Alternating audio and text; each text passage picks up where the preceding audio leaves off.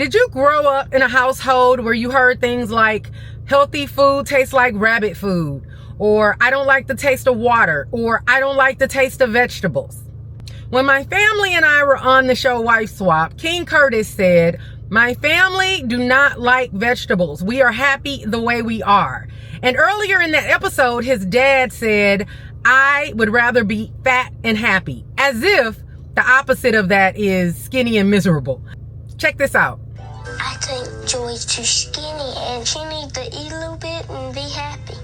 Don't want to eat vegetables. Nobody in this house does. They're happy the way they are. This is one of the reasons I tell my clients to question every freaking thing.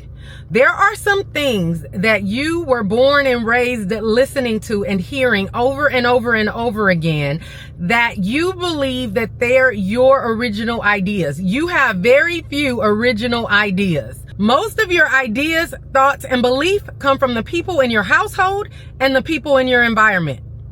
And so now that you're an adult and you're on this personal development journey, it is time for you to start questioning everything. See if those same thoughts, ideas, and beliefs are serving you or sabotaging you.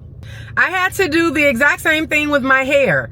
I grew up and the people in my household and in my environment all would relax, permanently straighten their hair at the age of like 5 or 6 and do that every 6 weeks for life.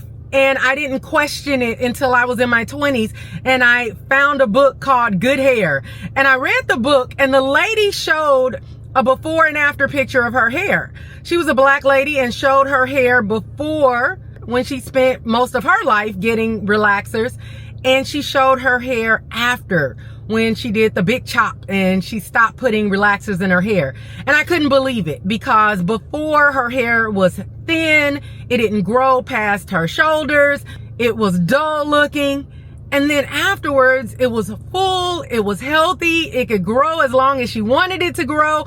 And I'm like, whoa. So now I was shown proof of something else. I had a new idea that I wanted to test. I was inspired to do something in a new way than I had previously been doing it. And I wanted that new result.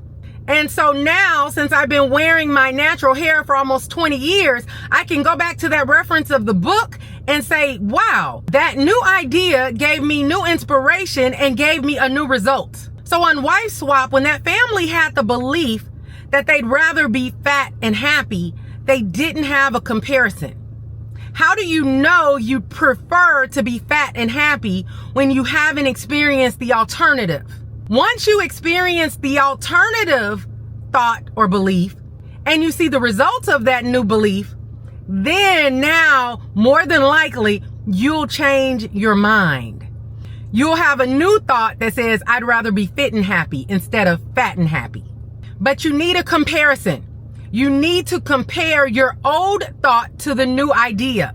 Once you wake up with energy, once you're able to have a natural radiant glow, once you're able to have mental acuity and clarity, you'll never go back to wanting to be fat and so-called happy. You'll realize that that was not true happiness. That was actually just a justification you were giving yourself to make yourself believe an inferior idea was okay.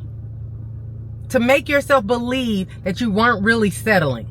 To make yourself believe an inferior idea is not that bad.